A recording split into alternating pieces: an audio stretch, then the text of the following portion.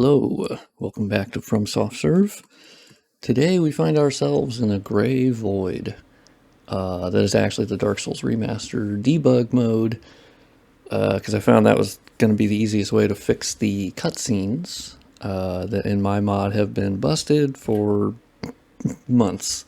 And I'll kind of go into why those are busted, or got busted, if that makes sense. And let's load up M1002, which is Firelink Shrine. Because the old way I was doing I've made basically the entire mod not using the debug mode, which I think some modders might be surprised by that. Because the debug mode does give you, more control over things and certainly granular detail and whatnot. But I personally didn't really find it that necessary for the work I was doing, because DSR Gadget is a program you can download and it hooks into DSR, and you don't need to like down patch your game or anything, and you can warp around to any bonfire, and it kind of replaced the need for the debug mode for me personally. But now I've gotten into fixing the cutscenes basically requires the debug mode, because you can play the cutscenes whenever you want. You can basically initialize them. And I'm on the debug character here, but I can actually still log into my real character. But I had to look up to how to actually launch the cutscenes, because I was like, yeah, also don't look at that Todd Howard. There's a reason behind that. Don't worry about it. Let's close Discord actually. So this is actually, let's do the introduction. It was made by Challenger Andy. Shout out to Challenger Andy. This has been actually very useful, because in here basically it showed, had a list of all of the different cutscenes that are used in the game and what their code was, and then like what they did, and then here's a link to the actual video for them, and then are they still in the game, are they not? There's some really cool cut ones that I'll probably want to take a look at, and super helpful. And then there's like a debug tutorial. Also, I did not mean to launch my AI upscaling program. Woof. Okay, thank you, Gigapixel. Very helpful. But yeah, shout out to Challenger Andy. Very cool, very nice. And basically, God, do you know anything about the debug mode? Is it defaults to a gigantic fucking HUD. Like, bro, I do not need it to be that giant. Also, I don't like the armor that I'm wearing. I wish they had not, basically, it looks like I went to Goodwill and I just picked up fucking anything that's there. Very annoying. But we pop in here, you go to game, and then you surf down in the menu to, which better to go up than down, go to Remo Man, because Remo is actually the cutscenes. And, I think some people initially think that they're video files, but once you realize that your character with the custom armor and all that kind of stuff is in the cutscene, you're like, oh, okay, now they're actually rendering them. They just have a setup sort of rig for it. But basically, I have area number, which 10 is set to, 10:00 is the depths, or not the depths, it's the catacombs. No, it is the depths. What am I talking about? I haven't had enough coffee this morning. And then we change the block number, because basically you want to match up the scene down here to what is on the spreadsheet. And we'll see for Firelink Shrine, there is the Firelink Initial Arrival. That's kind of the cutscene that I wanted to start with, because that's the one that is right after Undead Asylum, and you land in Firelink. So it's 10:02:25. So really, you're just kind of looking to make the number 225. And so when you go in here, changing the block number, changes that to now it says 200, and then you basically just use your D-pad, and you pop this bad boy up to 225, and then you press A.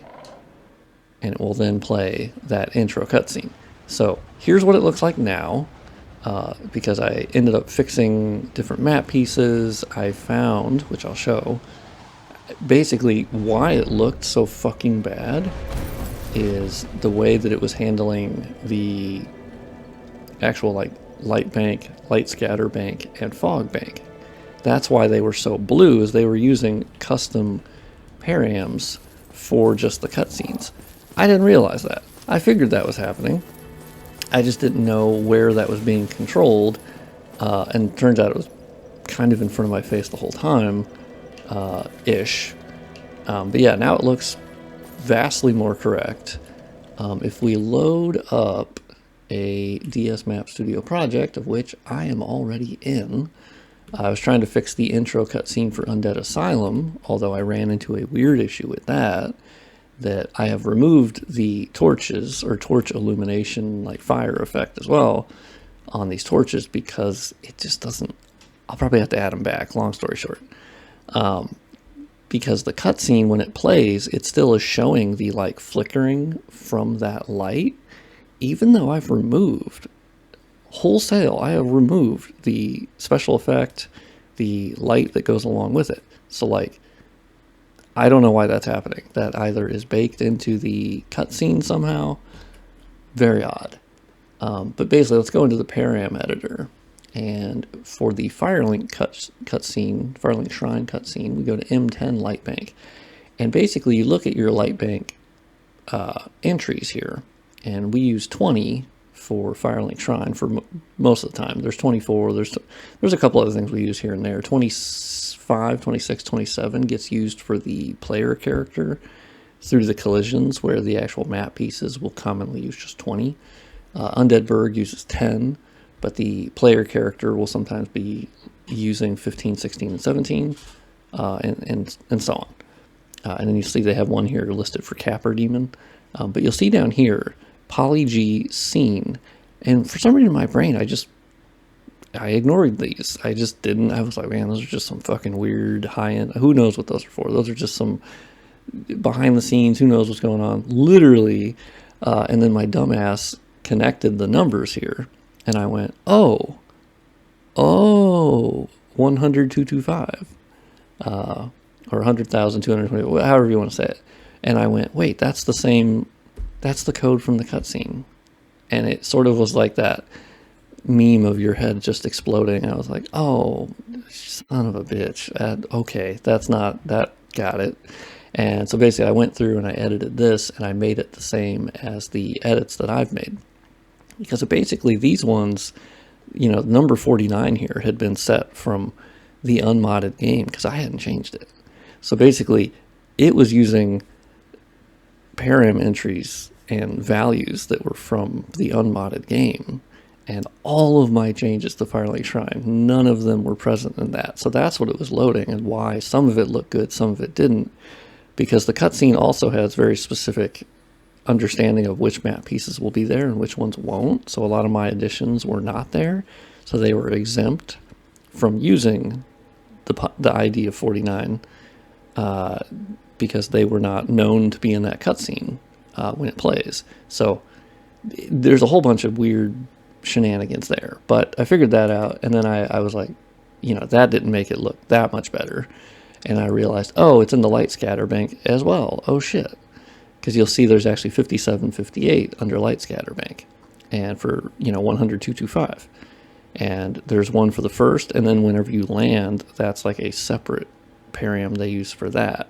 So I ended up basically, the quick route was to delete the two of these, duplicate 20, and then name them back to what they were before. And I did the same for the fog bank. And I was like, okay, so now it matches what the area actually looks like. And there should be a better handoff between that. Then I realized I fucked something else up. Which, let's unload Northern Undead Asylum. I'll come back to that. Yeah, if you load up Firelink Shrine, it's actually in the collisions here. And this is something I had done for other areas, is go back through and make sure I hadn't fucked up collisions, basically. Because the collisions also handle what cube map is used at any given point. And I, months and months ago, had basically been tinkering around with changing it to what I considered a better cube map. So you'll see it over here for Invlight map spot name. And basically that corresponds to a cube map that is in the system, and it will then pull it up based upon where your character is at in the world, on what collision they are standing on. I had fucked that up and set them all to the number 5. Well, turns out some of these other collisions, I had always wondered what the fuck they were referring to, because I was like, I have a Prepare to Die project. Ain't nobody stepping on these collisions. I don't see them in space. So what it was is those collisions, some of them, I don't know actually which ones, some of them are used for the cutscenes. And so my messing with that broke how the character was being rendered, and there was like no material handling on the metallic portions. Well, actually the armor in general just kind of looked like ass. And so then I was like, okay, shit. And I went through each one by one and looked at the unmodded game, and I put them all back to using the correct cube map. So that was last night. Went through that and finally got the cutscene looking good. Now, the other thing I did do is a bit disappointing, I think, for me personally, but it's actually something I noticed when I was working on the Prepare to Die edition, because there I had tried to replicate some of the changes that I had been making, but I knew I couldn't make all of them because of a performance difference, where Remastered is actually pretty optimized and Prepare to Die edition is not, and so I just don't have that performance overhead. But so whenever the distant Firelink Shrine, or distant Undead Burg here, viewable from Firelink Shrine, I had, obviously pulled in the real Undead Burg, and like I had pieced this together. And when I really thought about it, I was like, that didn't make much of a difference. It really didn't. It didn't look that different at all. Like, this was a good fake. Of the fakes that they used, this was one of their best ones. And I realized that to fix the cutscene, it's a lot easier if I just pull in this giant map piece, which is 8100, that I had gotten rid of and replaced with the actual like individual separate puzzle pieces for Undead Burg, and then stitched them, together. And then I realized that like that just wasn't fucking worth it. It wasn't, because no one could see 90% of what that was, so there was really no point. So you can see that this fake is not as accurate. You'll see there's this fucking weird building here that normally this is where you get into the bonfire room, but there's weirdly this little building and then like this little platform. So it's kind of weird, but I have kept some of the additions. Like, for instance, this bridge is actually from Undead Burg. And then this section here is actually from Undead Burg. So I've basically kept portions that were not there in the fake, and then the fake is doing a lot of the work here. That just, it turns out that was just easier. Like that was one where it was like work smarter, not harder. It really, not to mention there's going to be a performance savings, where on my computer I didn't really notice anything. I was at 60 FPS in Firelink Shrine. But what I did is while I was here, I actually deleted, I also fixed what was up here. This is also back to the fake, because literally when you're in Firelink Shrine, you can't really see this. And my dumb ass had loaded in the Undead Burg versions, and I had crafted this whole thing, and then Sen's Fortress was even back here, and there was the whole Anorlando big rock wall. None of that mattered. Like, once I realized, I was like, oh shit, why did I add all that? Literally no one can see that. That is not, all of that is in the Undead Burg map. There's no reason to put that in the Firelink Shrine map. And so basically, yeah, I got rid of all of that. And so from Firelink Shrine, you don't need that. And so that's going to be a big geometry savings. Not that it's geometrically dense versus any modern game, but it is a savings. It is still an optimization that was from me being stupid. I went too ham and I forgot about it. You tend to lose perspective when you've been working in these maps for so long. You have to remember that I'm viewing the Firelink Shrine only map right now. So it's only controlling what someone is going to see when that map is loaded. I don't need to have Sen's Fortress back here. Ain't no way the player's going to see that from where they're at in Firelink Shrine. So long story short, I changed that up because it didn't fucking matter at all. And I need to remember that not everyone is going to see everything. And so it's really all about perception. But yeah, so fixed that cutscene. I'm now working on the Undead Asylum one. The other cutscene that's busted, because most of them are fine. It's mostly the Undead Asylum cutscene, and then the when you ring the second bell of Awakening, and they open the doors of Sin's Fortress, like that thing is busted as fuck. It's better. I've already fixed part of it, but that was from like a month ago. So I got to double check that. But now that I can just play the cutscenes whenever, and I don't have to actually progress into the game to the point where those cutscenes play, the amount of times I went through the Undead Asylum just to get to that cliff and then start the cutscene, ridiculous. So once again, work smarter, not harder. And I have the debug mode. Now I'm just going to play them whenever I want and try to dial in the differences so they look good. Because realistically, that's the big thing left. It's just kind of those, like, because the textures are good by this point. The lighting settings I feel pretty good in the areas. I've squashed a lot of the weirder bugs. Not gonna say it's bug free, 'cause boy, it's not. I still need to, like, a lot of it is just playing through the game. So I'll probably be streaming more often of the game, just playing it, because that's how I'm gonna find them. And people reporting them as well too, but a lot of it is just playing through the game, and I may even find, like, in this mod I've found bugs that are actually present in the game in the unmodded version, and so yes, that's actually good. Let's play the cutscene again, because you may remember that infamously this tree is not included in the cutscene in the unmodded game. And yet when you land, well, there's the goddamn tree. So let's see if we can see the tree, because I think you should be able to see the tree in the cutscene now. So I fixed that part inadvertently. Fingers crossed. Yeah, I think I can see the tree from here. I had to do something with the leaves on this big tree for them to actually show up. There was some backface thing I had fucked up at some other point, but had never noticed. Yeah, let's see when it rotates the camera now. Rotate the camera. Show me that tree. Show me that tree. Yes. We have the tree in the cutscene. We fucking love to see it. Oh, maybe that'll be my thumbnail. Yeah. I like that idea. Let's turn off the HUD for a second. Alright. And get rid of...